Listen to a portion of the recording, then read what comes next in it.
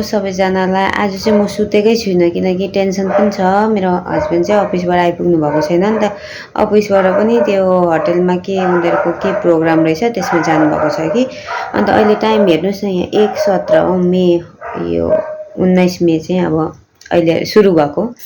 अन्त म चाहिँ यहाँ बसिरहेको छु कतिखेर आइपुग्नुहुन्छ भनेर टेन्सन भइरहेको छ। अब बाटोमा हुनुहुन्छ नि त। अब अहिले न केही गाडीहरू केही चल्दैन, त्यो माथिबाट अब राति हो कस्तो हुन्छ होला, टेन्सन भइरहेको छ हो। अन्त राम्रोसँगले आइपुग्नुहोस् भनेर चाहिँ यहाँ बसेर टेन्सन, यो क्षितिजको फोन लिएर चाहिँ यहाँ टाइम देखाएको तपाईँहरूलाई हेर्नु। हेर्नुहोस् न, रोडमा केही छैन, मान्छे भन्ने त एउटा केही छैन। अब यो 1:30 बज्नु आँटिसक्यो, को हुन्छ होला। कुकुरहरू मात्र रहेछ। अफिसबाट भर्खर आइपुग्नु भयो हो बिचरा। 1:30 बजी अफिसबाट आउने टाइम बिचराको, यतिखेर आइपुग्नु हुँदैछ।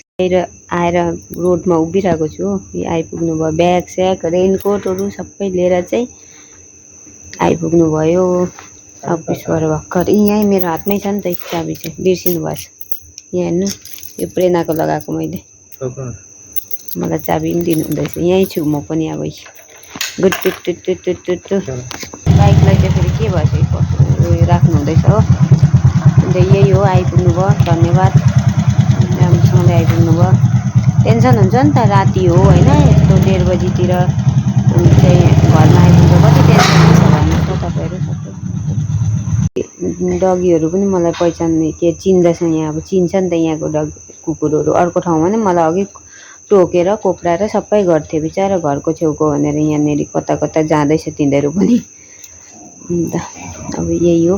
यो डगीहरूले चाहिँ सायद हामीलाई चाहिँ अरू नै मान्छे भनेर अलिक डराइराखेको थियो कि। अन्त कुद्देर आएर उहीँ आएर बसे, उताबाट भुक्केर आएर चाहिँ यहाँ बसेको। हेर्नु न बिचराहरू डरले।